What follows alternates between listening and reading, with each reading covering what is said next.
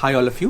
Welcome back to our complete course on Indian Polity for UPSC and other competitive examinations. So, നമ്മൾ ഇന്ന് പഠിക്കാൻ പോകുന്ന topic നിങ്ങളിപ്പോൾ സ്ക്രീനിൽ കാണുന്ന പോലെ കോൺസ്റ്റിറ്റ്യൂഷൻ ഓഫ് ഇന്ത്യയുടെ പ്രിയാമ്പിളിനെ കുറിച്ചാണ്. Okay, so what you see here, this particular figure is actually the preamble of the Indian Constitution. Preamble ടെക്സ്റ്റിനെ മുഴുവൻ ഇങ്ങനെയാണ് നമ്മുടെ കോൺസ്റ്റിറ്റ്യൂഷൻ അത് കൊടുത്തിട്ടുള്ളത്.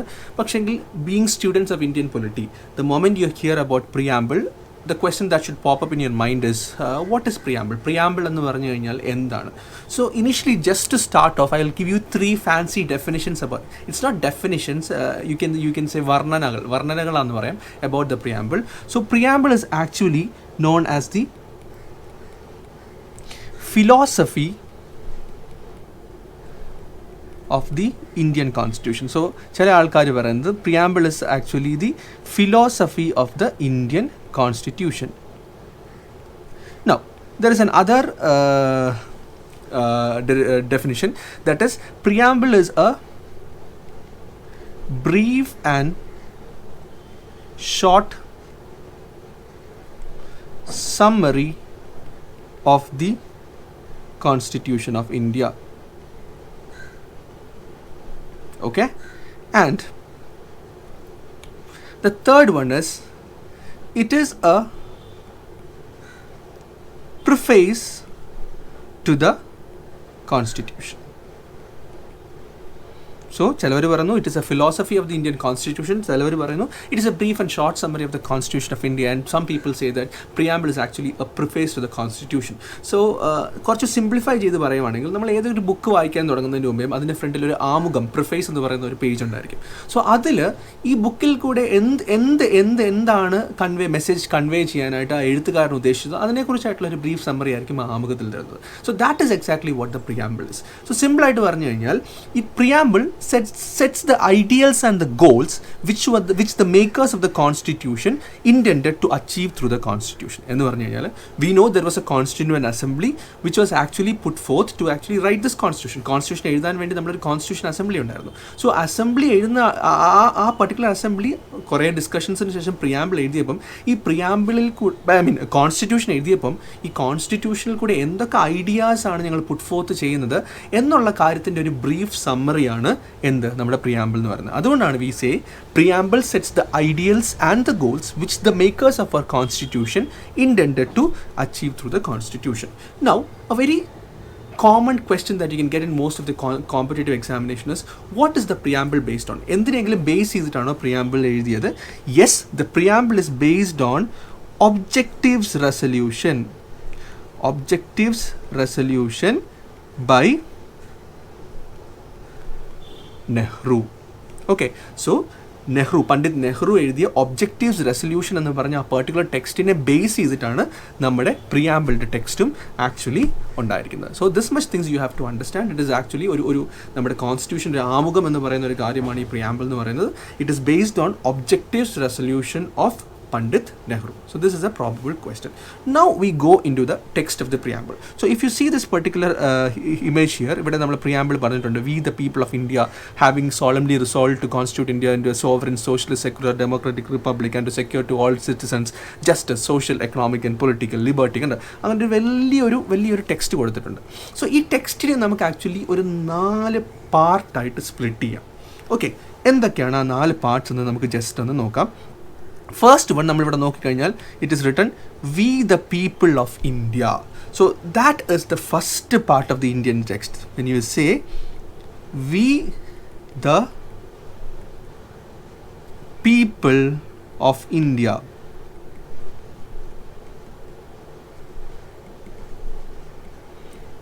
ഇതാണ് first main part of the constitution. ഇതൊക്കെ എന്താണ് നമുക്ക് നോക്കാം.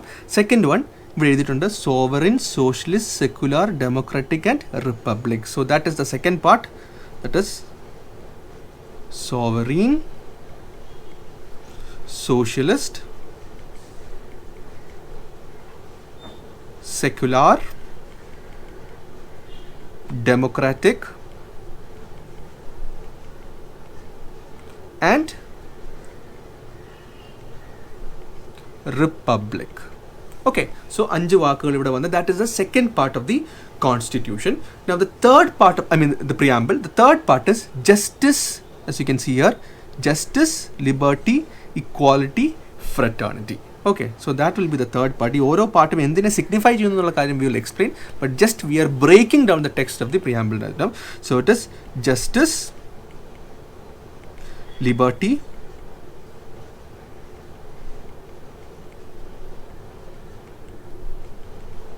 equality and fraternity. Now again coming back, in our Constituent Assembly, the 26th day of November 1949, this is written, we hereby adopt, enact and give to ourselves this constitution. So that is the fourth part, that is 26th November 1949. So these are the basic four parts of the constitution. Now what does these four parts signify? ഇത് എന്തിനാണ് signify ചെയ്യുന്നു എന്നുള്ള കാര്യം നോക്കാം. First one, we the people of India എന്ന് പറയുമ്പം this is the source of the Indian constitution. Source of the Indian constitution എന്ന് പറഞ്ഞു കഴിഞ്ഞാൽ നമ്മൾ we the people of India, the citizens of India, നമ്മൾ നമുക്ക് വേണ്ടി തന്നെ ഉണ്ടാക്കിയിരിക്കുന്ന ഒരു റൂൾ ബുക്കാണ് ഈ constitution. So what is the source of the constitution? It is we ourselves. നമ്മൾ തന്നെയാണ് ഈ ഒരു കോൺസ്റ്റിറ്റ്യൂഷൻ്റെ സോഴ്സ് എന്ന് പറയുന്നത്. That is why we the people of India having solemnly resolved into എന്നുള്ള രീതിയിൽ പറയുന്നത് നമ്മൾ തന്നെ നമുക്ക് വേണ്ടി ഉണ്ടാക്കിയെടുത്തേക്കുന്ന ഒരു സാധനമാണ് ഇത് എന്നുള്ളതാണ് V the people of India എന്ന് പറഞ്ഞ പർട്ടിക്കുലർ ടെക്സ്റ്റിൽ കൂടെ മീൻ ചെയ്യുന്നത്. Second one is sovereign socialist secular democratic republic. These are all the nature of the Indian state, nature of Indian state. India എന്ന രാജ്യം എങ്ങനെ ആയിരിക്കണം എന്നുള്ള കാര്യങ്ങൾ അല്ലെങ്കിൽ നമ്മുടെ മോട്ടോസ് എന്തൊക്കെയാണെന്നുള്ളതാണ് ഈ ഒരു sovereign socialist secular democratic and republic എന്ന് പറയുന്നത്. That is we are saying that India will be a sovereign country, India will be a socialist country, India will be a secular country, India will be a democratic country and India will be a republic country. Now നമ്മളിവിടെ വന്നു കഴിയുമ്പോഴത്തേന് നോക്കിക്കഴിഞ്ഞാൽ നമ്മൾ usually ഓരോരോ വാക്കുകൾ കഴിയുമ്പോൾ normally നമ്മൾ ഓരോ ഇതിടത്തില്ലേ, ഒരു പങ്ക്ച്വേഷൻ മാർക്സോ കോമയൊക്കെ ഇടത്തില്ലേ. പക്ഷേ ഇവിടെ എന്താണ്, ഇവിടെ ഇതൊന്നും ഇട്ടിട്ടില്ല. വിച്ച് മീൻസ് ദാറ്റ് ഈ 5 കാര്യങ്ങളെ നമ്മൾ സെപ്പറേറ്റ് ആയിട്ടല്ല കാണേണ്ടത്. No punctuation marks in between, right? അങ്ങനെ എഴുതാം നമുക്കിവിടെ. No punctuation marks in between, which means they all have to be treated as together. So India ഇത് 5ഉം ഒരുമിച്ചാണ്, അല്ലാതെ ഇന്ത്യ സോവറൻ മാത്രം അല്ലെങ്കിൽ സെക്യുലർ മാത്രം അങ്ങനെയല്ല. India is all of them treated together. At the same time, India is sovereign, secular, socialist, democratic and republic, and that is why we have not put any punctuation marks here in the text of the constitution. So that is the second part, that is the nature of the Indian state എന്ന് പറയുന്നത് sovereign ആണ്, socialist ആണ്, secular ആണ്, democratic ആണ്, republic ആണ്. ഇതാണ് second part of the text of the constitution എന്ന് പറയുന്നത്. Now third part is justice, liberty, equality and fraternity undo. These are actually objectives of the Indian constitution. Indian constitution എന്തിനെയാണ് achieve ചെയ്യാൻ ശ്രമിക്കുന്നത് എന്ന് പറയുന്ന പാർട്ടാണ് ഇതെന്ന് പറയുന്നത്. So Indian constitution is trying to give what? justice to the people, liberty to the people of India, equality to the people of India, fraternity to the people of India. ഇത് എല്ലാം കൊടുക്കത്തക്ക രീതിയിലാണ് ഇതിൻ്റെ അകത്തുള്ള ബാക്കിയുള്ള റൂൾസും എല്ലാ സാധനങ്ങളും എഴുതിയിരിക്കുന്നത്. So basic objective of the Indian constitution ആണ് third part of the text of the preamble, and that is justice, liberty, equality and fraternity. Okay. Now 26th November 1949 എന്ന് പറയുന്നത് നാലാമത്തെ പാർട്ടാണ്. So this is the date on which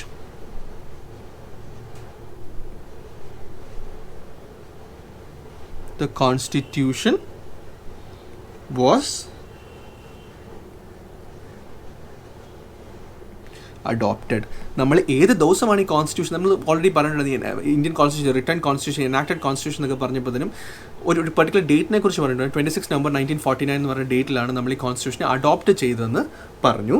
പക്ഷെങ്കിൽ even though this was adopted on 26 November 1949, we have studied that Indian constitution is enacted constitution. നമ്മൾ enact ചെയ്തു ഒരു single ഗോയിന് ഇതിനെല്ലാം കൂടെ നമ്മൾ ഓക്കെ ഇന്ന് മുതൽ പ്രാബല്യത്തിലാണെന്ന് പറഞ്ഞു. So that date was chosen to be 26th January 1950. 1950 നമ്മുടെ റിപ്പബ്ലിക് ഡേയുടെ അന്നാണ് നമ്മൾ കോൺസ്റ്റിറ്റ്യൂഷനെ എനാക്ട് ചെയ്തത്. Why was this? നമ്മളിപ്പോൾ 26 November 1949 തന്നെ കോൺസ്റ്റിറ്റ്യൂഷൻ അഡോപ്റ്റ് ചെയ്തെങ്കിൽ എനാക്ട് ചെയ്യാൻ വേണ്ടി ഇത്ര സമയം എടുക്കാനുള്ള റീസൺ എന്ന് പറഞ്ഞാൽ അതൊരു ഹിസ്റ്റോറിക് മൊമെൻറ്റിനെ ആക്ച്വലി സിഗ്നിഫൈ ചെയ്യാൻ വേണ്ടി. കാരണം 1930 26th January നമ്മൾ ഫസ്റ്റ് ഇൻഡിപെൻഡൻസ് ഡേ സെലിബ്രേറ്റ് ചെയ്തത്. അതായത് നമ്മുടെ നിങ്ങൾ ഹിസ്റ്ററി പഠിക്കുന്ന സമയത്ത് ഹിസ്റ്ററി പഠിക്കുന്ന സമയത്ത് Indian flag was unveiled on that particular day. അന്ന് നമ്മൾ ഫ്രീഡം സ്ട്രഗിളിൻ്റെ പാർട്ടായിട്ട് അതിനെ ഇൻഡിപെൻഡൻസ് ഡേ ആയിട്ട് സെലിബ്രേറ്റ് ചെയ്തു എന്നൊക്കെ പഠിക്കുന്നുണ്ട്. അപ്പം ഫസ്റ്റ് ഇൻഡിപെൻഡൻസ് ഡേ സെലിബ്രേറ്റ് ചെയ്തത് 26 ജാനുവരി 1930 അന്ന് ആക്ച്വലി ഇൻഡിപെൻഡൻസ് കിട്ടിയിട്ടില്ല എങ്കിൽ കൂടിയും നമ്മുടെ ഫ്രീഡം ഫൈറ്റേഴ്സ് അന്ന് ആ ഒരു ദിവസം 26 ജാനുവരി 1915 ഫസ്റ്റ് ഇൻഡിപെൻഡൻസ് ഡേ ആയിട്ട് സെലിബ്രേറ്റ് ചെയ്തു. സോ ആ ഒരു ഡേറ്റിനെ സിഗ്നിഫൈ ചെയ്യാൻ വേണ്ടി Pandit Jawaharlal Nehru he said that okay, we adopted the constitution on 26th November 1949, but let us enact this constitution on 26th January 1950. Okay, so these are the 4 parts of the constitution of the preamble. അപ്പോൾ നമ്മൾ preamble ടെക്സ്റ്റിനെ decipher ചെയ്താൽ there is one source of the constitution, അതാണ് we the people of India. Then there is the nature of the Indian state, that is sovereign, socialist, secular, democratic and republic. Then you have objectives of the constitution, അതാണ് justice, liberty, equality and fraternity. And finally you have the date on which the constitution was adopted, which is 26th November 1949, which was finally enacted on 26th January 26 January 1950. So that is all about the text of the constitution.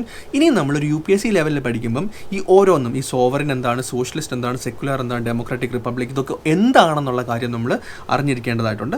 So we will start each one together. Okay, so let start off with the first word, that is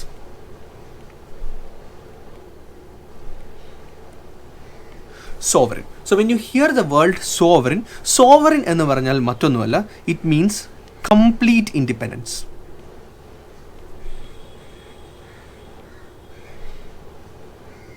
okay, complete independence എന്ന് പറഞ്ഞാൽ നമ്മുടെ രാജ്യം വേറെ ഒരു രാജ്യത്തിൻ്റെ തീരുമാനങ്ങളെ അധിഷ്ഠിതമായിട്ട് കാര്യങ്ങൾ ചെയ്യേണ്ട കാര്യമില്ല. Which means we can take any decision or we can unmake any decision. മനസ്സിലായി, നമുക്കൊരു തീരുമാനം എടുക്കാൻ, ഇനി ആ തീരുമാനം വേണ്ടെന്ന് വയ്ക്കാം, without the interference of any other country. വേറെ ഒരു കൺട്രി നമ്മളെ പുഷ് ചെയ്യാൻ പറ്റത്തില്ല. പുഷ് ചെയ്താൽ പോലും we are not bound by that. നമുക്ക് സ്വന്തമായിട്ട് നമ്മുടെ സ്വന്തം തീരുമാനങ്ങൾ എടുക്കാനുള്ള അധികാരം ഉണ്ട് ഇന്ത്യക്ക്. അതുകൊണ്ടാണ് ഇന്ത്യനെ ഒരു സോവറിൻ കൺട്രി എന്ന് വിളിക്കുന്നത്. Which means we can make, I'll just write it once more, we can make or unmake any decision with respect to itself. ഇന്ത്യനെ കുറിച്ചുള്ള എല്ലാ ഡിസിഷനും we can make or unmake without interference by any other country. Okay, I hope you understood now. So നമുക്ക് നമ്മുടെ സ്വന്തമായിട്ടുള്ള തീരുമാനങ്ങൾ എടുക്കാനുള്ള അധികാരമുണ്ട് എന്നുള്ളതാണ് sovereign എന്ന വാക്കുകൊണ്ട് ഉദ്ദേശിക്കുന്നത്. So hope you, that is complete independence. Now the second term that we should look into is democratic.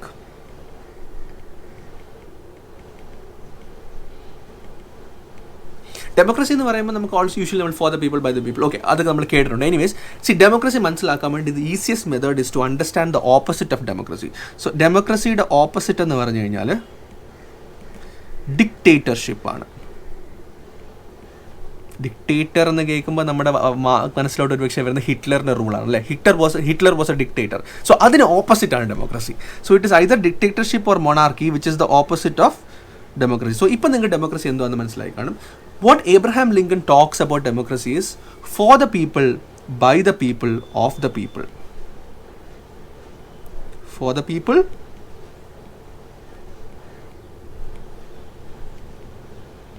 by the people, of the people. നമുക്ക് വേണ്ടി നമ്മൾ തന്നെ നമ്മുടെ ഇടയിൽ നിന്ന് ആൾക്കാരെ ചൂസ് ചെയ്ത് നമ്മളെ ഭരിക്കാൻ വേണ്ടി വിടുന്നു. That is called as democracy. So India follow ചെയ്യുന്ന ഡെമോക്രസിയുടെ പേര് റെപ്രസെൻറ്റേറ്റീവ് ഡെമോക്രസി എന്നാണ്. എന്താണ് ഈ റെപ്രസെൻറ്റേറ്റീവ് ഡെമോക്രസി? റെപ്രസെൻറ്റേറ്റീവ് എന്ന് പറഞ്ഞാൽ നമ്മളെ റെപ്രസെൻറ്റ് ചെയ്ത് വേറെ ആരോ, അല്ലേ? സോ ഡെമോക്രസിക്കകത്ത് നമ്മൾ തന്നെയാണ് നമ്മളെ ഭരിക്കുന്നത്. പക്ഷേ ഇന്ത്യ ഒരു വളരെ വലിയ രാജ്യമായതുകൊണ്ട് എല്ലാവർക്കും എല്ലാവരെയും ഭരിച്ചുകൊണ്ടിരിക്കാൻ പറ്റില്ല. There has to be an order. For that what we do is നമ്മുടെ ഇടയിൽ നിന്ന് തന്നെ നമ്മൾ നമ്മുടെ റെപ്രസെൻറ്റേറ്റീവ്സിനെ ചൂസ് ചെയ്തിട്ട് അവരെ MPസും MLAസും ആയിട്ട് വിട്ടു അവർ നമ്മളെ ഭരിക്കുന്നു. That is called as democracy. So it is by the people, which means that the government is at the will of the people. Government ആളുകളുടെ കയ്യിലാണ്. കാരണം എന്താണ്? See, after 5 years if you don't like the government, you can vote the government out of power, right? So you are the one who is going to decide who is going to actually make rules for you. they are government servants. When you say this, these MPs and their representatives, the MPs and MLAs, they are our representatives whom we choose to make laws for us. Our major role in that parliament, major role in the so we choose these people to make laws for us. So that is what democracy means. So democracy is actually for the people, by the people, of the people, which means that India is having a representative democracy because of its huge population. So we sovereign and democracy. Now we go to the third word, that is republic.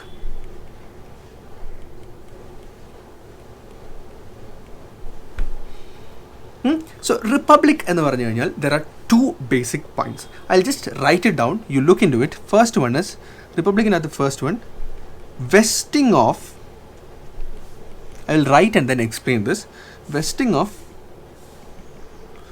political sovereignty in the people and not in a single individual like the king. That is the first point. Second one, I will explain what these are, just write absence of any privileged class and hence all public offices being open to all citizens without discrimination. Okay, so let's read it. Vesting of political sovereignty in the people and not in a single individual like the king. Which means political sovereignty. Sovereignty is a word we already പഠിച്ചിട്ടുണ്ട്. എന്താണ്? Complete independence. So political sphere ന്റെ അകത്തുള്ള complete independence ആരുടെ കയ്യിലാണ് ഇരിക്കുന്നത്? പീപ്പിളിന്റെ കയ്യിലാണ് ഇരിക്കുന്നത്. കാരണം എന്താണ്? ഈ പൊളിറ്റിക്കൽ ഡിസിഷൻസ് എടുക്കുന്ന ആരാണ്? നമ്മൾ എലക്ട് ചെയ്ത് വിട്ട നമ്മുടെ റെപ്രസെൻറ്റേറ്റീവ്സ് ആണ് ഈ പൊളിറ്റിക്കൽ ഡിസിഷൻസ് എടുക്കുന്നത്. അല്ലാതെ ഒരു കിങ്ങോ ഒരു മൊണാർക്കോ, ഫോർ എക്സാമ്പിൾ ഒരു UK ഒരു കിങ് ഉണ്ടെന്നല്ല, ഒരു ക്വീൻ ഉണ്ട് അല്ലെങ്കിൽ കിങ് ഉണ്ടല്ലേ, അവർക്ക് ഡെസിഷൻസ് എടുക്കാം. പക്ഷേ ഇവിടെ എങ്ങനെയാണ്? അങ്ങനല്ല. നമ്മൾ എലക്ട് ചെയ്ത് വിട്ട നമ്മുടെ പൊളിറ്റിക്കൽ റെപ്രസെൻറ്റേറ്റീവ്സ് ആണ് നമ്മുടെ പൊളിറ്റിക്കൽ ഡിസിഷൻസ് എടുക്കുന്നത്. Then that is called as a republic. Second point നോക്കി കഴിഞ്ഞാൽ absence of any privilege class and hence all public offices being open to all citizens without discrimination. Public office എന്ന് പറയുമ്പോൾ for example let it be a government servant or let it be MP or an MLA. ഈ MP MLA സ്ഥാനങ്ങളെല്ലാം നമ്മുടെ ഉള്ളിലെ അല്ലെങ്കിൽ നമ്മുടെ ഇടയിൽ ആർക്ക് വേണമെങ്കിലും there are certain criteria as such and there are certain reservations also, but then even then within that there is no discrimination. മനസ്സിലായില്ലേ? So ആർക്ക് വേണമെങ്കിലും നമ്മുടെ ഇടയിലെ ആർക്ക് വേണമെങ്കിലും ഈ പറയുന്ന ഹെഡ് ഓഫ് ദ സ്റ്റേറ്റ് എന്ന് പറഞ്ഞ ഒരു സിറ്റുവേഷനിലോട്ട് വരാം. There is no discrimination on that, which means that all people are treated alike. There is no class differentiation among the people as far as the political sphere is concerned. അതുകൊണ്ടാണ് in simple words, in other words, republic we say that head of the state is elected. State is elected and not a hereditary monarch. നമ്മുടെ head of the state എന്ന് പറയുന്ന ആരാണ്? President ആണ്. പ്രസിഡന്റിനെ elect ചെയ്യുന്നത് MPs ആണ് അല്ലേ. ലോക്സഭയിലും രാജ്യസഭയിലും ആൾക്കാരാണ് പ്രസിഡന്റിനെ ഇലക്ട് ചെയ്യുന്നത്. ഈ ലോക്സഭയിലെ ലെജിസ്ലേച്ചറിൽ അല്ലെങ്കിൽ നമ്മുടെ സ്റ്റേറ്റ് ലെജിസ്ലേച്ചറിലോട്ട് ആൾക്കാർ ആരാണ് ഇലക്ട് ചെയ്ത് വിട്ടത്? നമ്മളാണ്. അപ്പം നമ്മൾ തന്നെയാണ് ഇൻഡയറക്റ്റ് ആയിട്ട് നമ്മുടെ പ്രസിഡന്റ് ഹെഡ് ഓഫ് ദ സ്റ്റേറ്റിനെ ഇലക്ട് ചെയ്യുന്നത്. നേരെ പക്ഷേ നിങ്ങൾ UK പോയി കഴിഞ്ഞാൽ അവിടെ ഹെഡ് ഓഫ് ദ സ്റ്റേറ്റ് ആരാണ്? കിങ് ആണ്. ആ കിങ്ങിനെ ആരെങ്കിലും ഇലക്ട് ചെയ്യുന്നതാണോ? അല്ല. It is a hereditary monarch. Convention വെച്ചിട്ട് ഈ ഫാമിലിയിൽ ഇന്ന ആളെ കിങ്ങായി വരത്തുള്ളൂ. So that is a difference. In a republic the head of the state is elected. If it is not a republic, the head of the state would be a hereditary monarch. So that is what republic is. Now let's go to the next one, the fourth one, and that is socialist.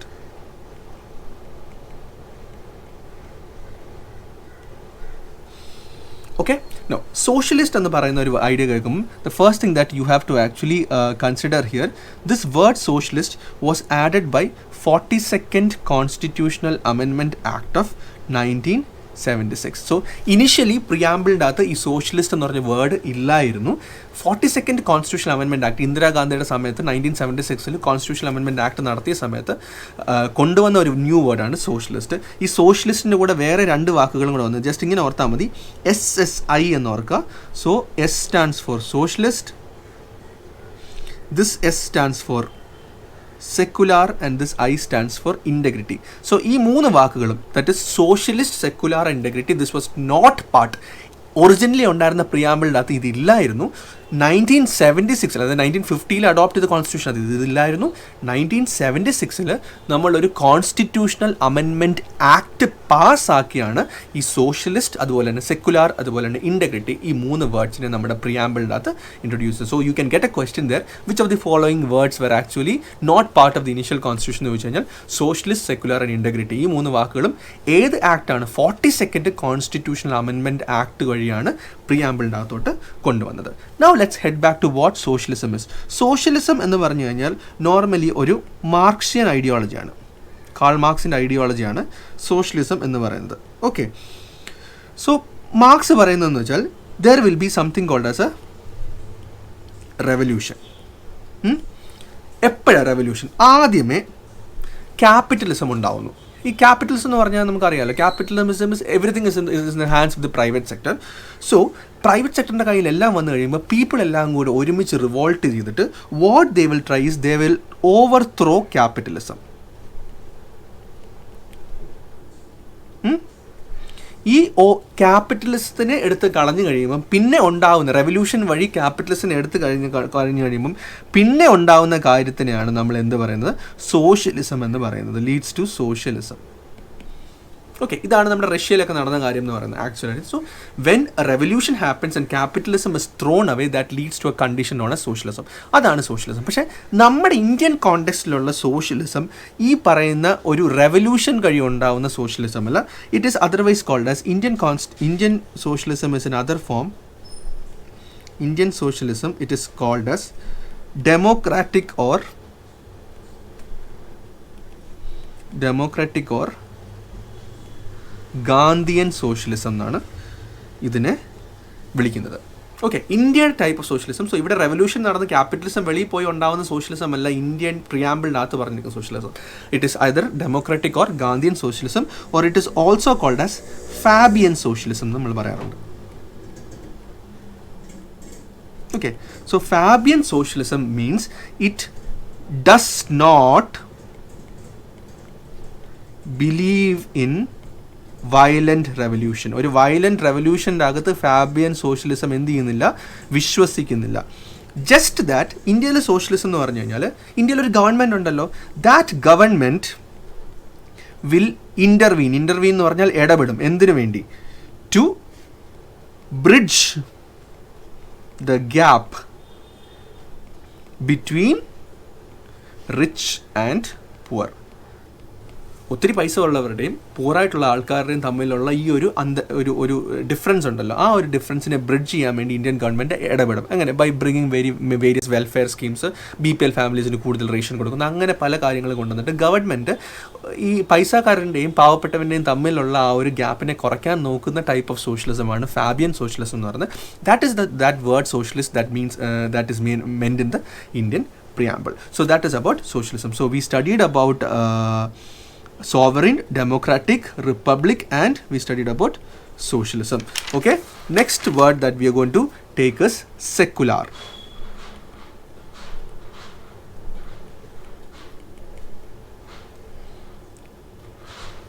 So in normal word secular, ഇപ്പോൾ ബാക്കി western കൺട്രീസിലൊക്കെ secular എന്ന് പറഞ്ഞ word നോക്കുമ്പോഴത്തേനും അത് മീൻ ചെയ്യുന്നതെന്ന് വെച്ച് കഴിഞ്ഞാൽ separation of matters ecclesiastical എന്നൊക്കെ എന്താ പറയുന്നത്. Anyways what that actually means that റിലീജിയനിൽ government will not interfere. Okay, so in western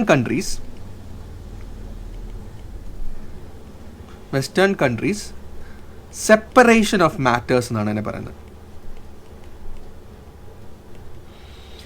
which means European കൺട്രീസിലൊക്കെ നോക്കുകയാണെങ്കിൽ ഗവൺമെൻറ് ഒരിക്കലും എന്തിൽ ഇൻ്റർഫിയർ ചെയ്യത്തില്ല, ആൾക്കാരുടെ റിലീജിയനിൽ ഇൻ്റർഫിയർ ചെയ്യത്തില്ല. റിലീജിയൻ എന്ന് പറയുന്ന കാര്യത്തിന് ഒരിക്കലും ഗവൺമെൻറ് തൊടത്തേയില്ല. That is what the literal meaning of secular is.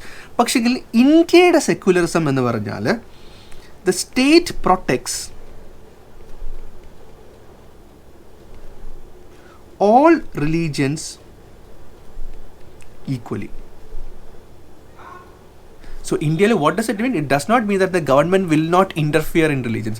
Government will interfere, but it will protect all the religions equally. എല്ലാ റിലീജിയൻസും ഒരുപോലെയാണ് എന്നുള്ളതാണ് ഗവൺമെൻറ് ആക്ച്വലി പറയുന്നത്.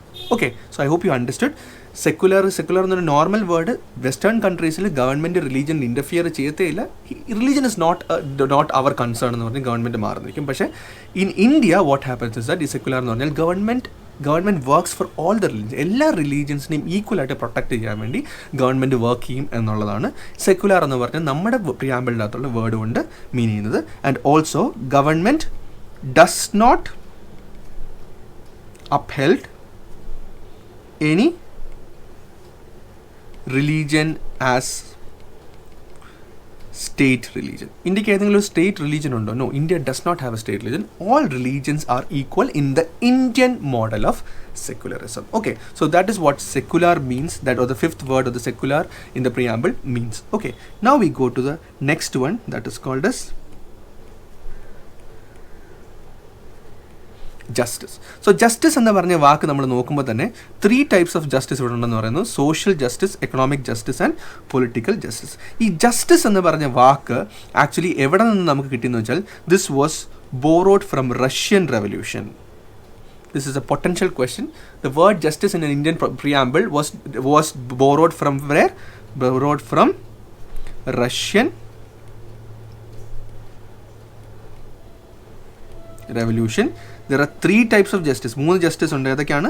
One is called as social justice, one is called as economic justice, and the third one is called as political justice. So you have social justice, economic justice and political justice. Social justice എന്ന് പറഞ്ഞാൽ എന്താണ്? In the social sphere, അതായത് caste, religion, sex, ഇതിനെയൊക്കെ base ചെയ്തിട്ട് discrimination പാടില്ല എന്ന് പറയുന്നതാണ്. Justice എന്ന് പറഞ്ഞാൽ ഇക്വാലിറ്റിയാണ്, ഓൾമോസ്റ്റ് ഇക്വാലിറ്റി എന്നാണ്. So based on this no discrimination. That is called as social justice. Economic എന്ന് പറയുമ്പോൾ economic something related to the finances അല്ലേ. So what economic justice basically means that the government should actually try to reduce the gap between the rich and the poor. സോഷ്യലിസ്റ്റിൻ്റെ വേറൊരു വേർഡാണ് നിങ്ങൾ പറയുന്നത്. Or elimination of, you can say elimination of inequalities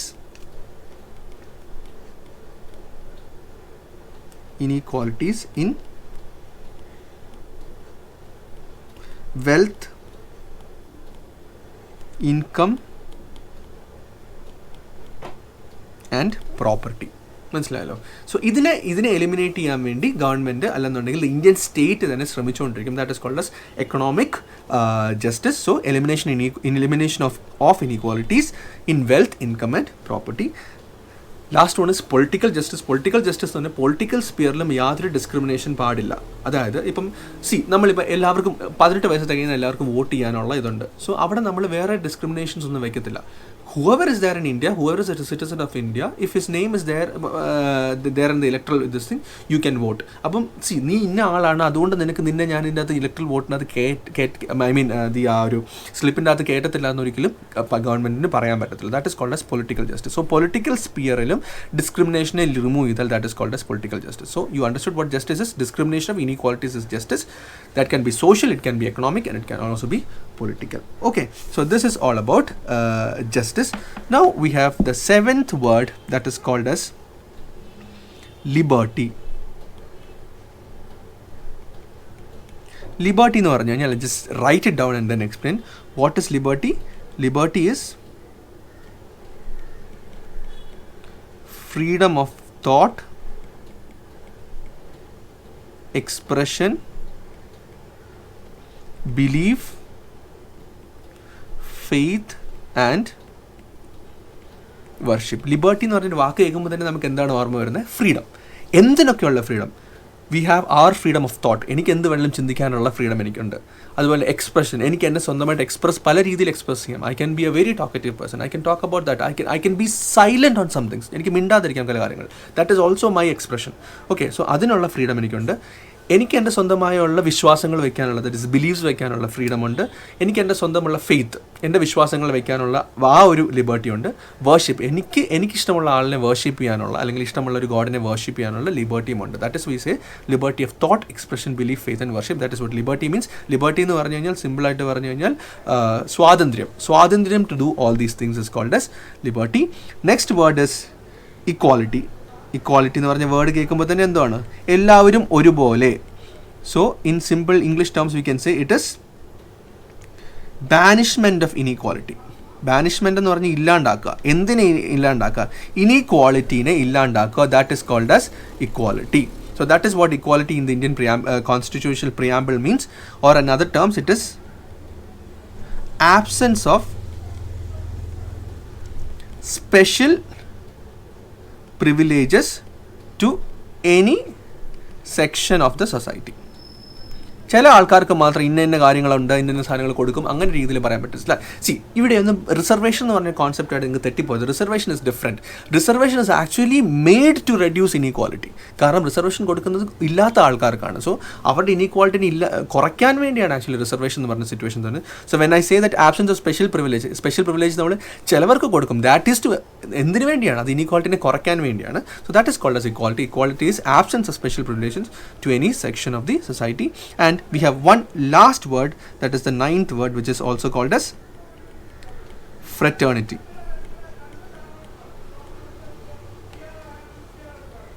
Fraternity is sense of common brotherhood.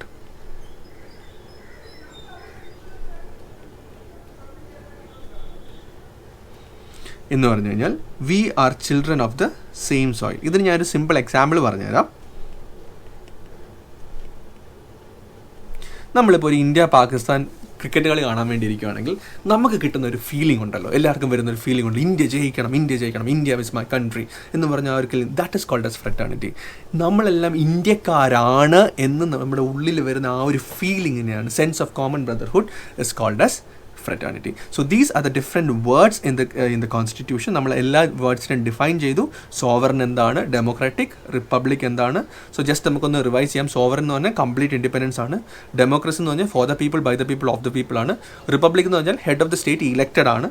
Socialist എന്ന് പറഞ്ഞാൽ നമ്മൾ follow ചെയ്യുന്ന Fabian socialism ആണ്. അത് ഗവൺമെൻറ് ഇനീക്വാളിറ്റീസിനെ ബ്രിഡ്ജ് ചെയ്യാൻ വേണ്ടി ഇൻ്റർവീൻ ചെയ്യണമെന്ന് പറയുന്നതാണ് socialism. Secular, Indian modern secularism എങ്ങനെയാണ്? എല്ലാ റിലീജിയൻസിനെയും ഈക്വലായിട്ട് പ്രൊട്ടക്ട് ചെയ്യുക. ജസ്റ്റിസ് എന്ന് വെച്ചാൽ ഇനീക്വാളിറ്റി. ജസ്റ്റിസ് എന്ന് പറഞ്ഞു കഴിഞ്ഞാൽ അതിനെന്താണ്? സമത്വം എന്നുള്ള രീതിയിൽ കിട്ടണം, നമുക്ക് നീതി ലഭിക്കാമെന്ന് പറയത്തില്ല. So that is called as justice. So 3 types of justice: social, economic and political justice. Liberty എന്ന് പറഞ്ഞാൽ സ്വാതന്ത്ര്യമാണ്. ഇക്വാലിറ്റി എന്ന് പറഞ്ഞാൽ ഒരുമയാണ്. ഒരുമ എന്ന് പറഞ്ഞാൽ എല്ലാവർക്കും ഒരുപോലെ എന്നുള്ള രീതിയിലാണ്. ഫ്രറ്റേണിറ്റി ഞാൻ പറഞ്ഞ പോലെ നമ്മളെല്ലാം ഒരു സോയിലുണ്ട്, നമ്മുടെ മണ്ണ് ഇന്ത്യ ആണ് എന്നുള്ളൊരു ആ ഒരു കിട്ടുന്ന ഫീലിങ്ങിനെയാണ് ഫ്രറ്റേണിറ്റി എന്ന് പറയുന്നത്.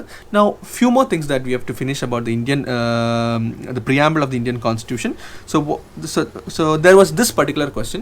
See, preamble എന്ന് പറഞ്ഞാൽ ആമുഖമാണെന്ന് പറഞ്ഞു. So is preamble a part of the constitution? Preamble constitution ന്റെ ഭാഗമാണോ എന്ന് പറഞ്ഞൊരു വലിയ ക്വസ്റ്റ്യൻ കുറേ നാളായിട്ട് സുപ്രീം കോടതിയിൽ കൂടെ വന്നു. Many people started filing petitions. They asked preamble is preamble part of the constitution എന്ന് പറഞ്ഞ് ചോദിക്കാൻ തുടങ്ങി. So that is what we are going to look into. Is preamble part of the constitution? So ഈ ഒരു ചോദ്യം supreme കോർട്ടിൻ്റെ ഫ്രണ്ടിൽ കുറേ പ്രാവശ്യം വന്നു. So in 1960 there was a case called as the Berubari Union case. We will study about all these cases later. So ഈ Berubari Union കേസിൽ supreme court വിധിച്ചു, no, preamble is not a part of the Indian constitution എന്ന് ആര് പറഞ്ഞു? Supreme court പറഞ്ഞു. So 1960 condition എങ്ങനെയാണ്? Berubari union കേസിനകത്ത് supreme court is saying preamble is not a part of the Indian constitution, it's a separate entity എന്ന് പറഞ്ഞു. അതിനുശേഷം 1973 വളരെ ഫേമസ് ആയിട്ടുള്ള നമ്മുടെ Kesavananda Bharati case. Kesavananda Bharati versus state of Kerala ആണ്. So Kesavananda Bharati case Indian constitution, അല്ലെങ്കിൽ ഇന്ത്യൻ കോൺസ്റ്റിറ്റ്യൂഷൻ്റെ ചരിത്രത്തിലൊരു നാഴികക്കല്ലായിട്ടുള്ളൊരു കേസാണ് ആക്ച്വലി ഇത്. Not just for this reason but for other reasons also that we will discuss later. So ഈ കേശവാനന്ദ ഭാരതി കേസിൽ സുപ്രീം കോർട്ട് അത് 1960 അത് വിധിച്ചിരുന്ന വിധിനെ തിരുത്തിയിട്ട് പറഞ്ഞു, yes, preamble is part of the Indian Constitution എന്ന് പറഞ്ഞു. So always remember, in 1960 in the Borobari Union case, Supreme Court said preamble is not a part of the Indian Constitution, but in 1973 in the very famous Keshavananda Bharati case, Supreme Court said yes, preamble is part of the Indian Constitution. ഇത് തന്നെ 1995 Union Government versus Union of India versus LIC ഈ കേസിലും supreme court പിന്നെയും reiterate ചെയ്ത് പറഞ്ഞു yes, preamble is a part of the Indian constitution. So ഇപ്പോഴത്തെ current situation വെച്ചിട്ട് we treat preamble to be a part of the Indian constitution itself. Okay, now so this was basically about what our preamble is. ഈ preamble എന്താണെന്നുള്ള ഒരു കാര്യം നമ്മൾ പറഞ്ഞു. It is like an ID card of the Indian Constitution. Indian constitution ID card കണ്ടാൽ നമുക്ക് okay ഇതിൻ്റെ പാർട്ടാണ് എന്തൊക്കെയാണെന്നുള്ള രീതിയിൽ മനസ്സിലാവും. അപ്പോൾ നമ്മൾ പറഞ്ഞാൽ ആമുഖമാണ്, ഇന്ത്യൻ കോൺസ്റ്റിറ്റ്യൂഷൻ ആമുഖമാണ് അതിൻ്റെ പ്രിയാമ്പിൾ എന്ന് പറഞ്ഞു. അതിൻ്റെ അകത്തെ ഡിഫറെൻറ്റ് ആ ഹോൾ ടെക്സ്റ്റിനെ നമ്മൾ 4 ഡിഫറെൻറ്റ് പാർട്സായിട്ട് ഡിവൈഡ് ചെയ്തു. ഓരോ പാർട്സും എന്തിനാണ് സിഗ്നിഫൈ ചെയ്യുന്നതെന്ന് പറഞ്ഞു. ഇനിയും ഇതിനകത്ത് കൊടുത്തിരിക്കുന്ന ഓരോ വാക്കുകൾ എന്തൊക്കെയാണെന്നുള്ള കാര്യം നമ്മൾ ഡിഫൈൻ ചെയ്തു. പ്രിയാമ്പിൾ കോൺസ്റ്റിറ്റ്യൂഷൻ്റെ പാർട്ടാണ് എന്ന് പറഞ്ഞു. ഇനി നമുക്ക് യൂഷ്വലി എല്ലാ കോമ്പറ്റേറ്റീവ് എക്സാമിനേഷൻസും വരുന്ന കുറച്ച് ക്വസ്റ്റ്യൻസിനെ കുറിച്ച് നമുക്ക് നോക്കാം. See you have to say preamble is not enforceable in the court of law.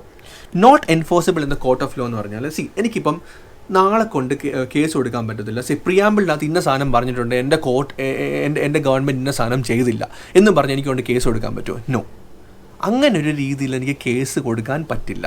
കാരണം preamble is not enforceable in the court of law. ഇത് നിങ്ങൾക്ക് ഫണ്ടമെൻ്റൽ റൈറ്റ്സ് പഠിക്കുമ്പോൾ മനസ്സിലാവും. കോൺസ്റ്റിറ്റ്യൂഷൻ അത് ഫണ്ടമെൻ്റൽ റൈറ്റ്സ് പറഞ്ഞിട്ടുണ്ട്. ഫണ്ടമെൻ്റൽ റൈറ്റ്സ് ഫോർ എക്സാമ്പിൾ എനിക്ക് freedom of speech and expression, എൻ്റെ സ്പീച്ചിനെ എൻ്റെ എക്സ്പ്രഷനെ വെളിയിൽ വരുത്താനുള്ള ഫ്രീഡം എനിക്കുണ്ട്. അത് എനിക്ക് ആരെങ്കിലും നിഷേധിച്ച് കഴിഞ്ഞാൽ എനിക്ക് നാളെ കോടതിയിൽ പോയി കേസ് കൊടുക്കാം. ഓക്കെ, ദാറ്റ് എൻ്റെ ഫണ്ടമെൻ്റൽ റൈറ്റിനെ എനിക്ക് നിഷേധിച്ചു, സോ എനിക്കിതിന് പരിഹാരം വേണമെന്ന് പറഞ്ഞ് കേസ് കൊടുക്കാം. പക്ഷേ ഇതുപോലെ തന്നെ നാളെ പോയിട്ട് സെക്കുലർ അല്ലെങ്കിൽ സോഷ്യലിസ്റ്റ് എന്ന് എൻ്റെ പ്രിയാമ്പിളിൻ്റെ അകത്ത് പറഞ്ഞിട്ടുണ്ട്, പക്ഷേ എനിക്ക് സെക്കുലറിസമോ സോഷ്യലിസം കിട്ടുന്നില്ല എന്ന് പറഞ്ഞ് എനിക്ക് എന്ത് ചെയ്യാൻ പറ്റില്ല, കേസ് കൊടുക്കാൻ പറ്റില്ല. Because anything mentioned in the preamble is not enforceable in the court of law. പക്ഷെങ്കിൽ what supreme court said is that, just you write it down, preamble aids in the legal interpretation of the Constitution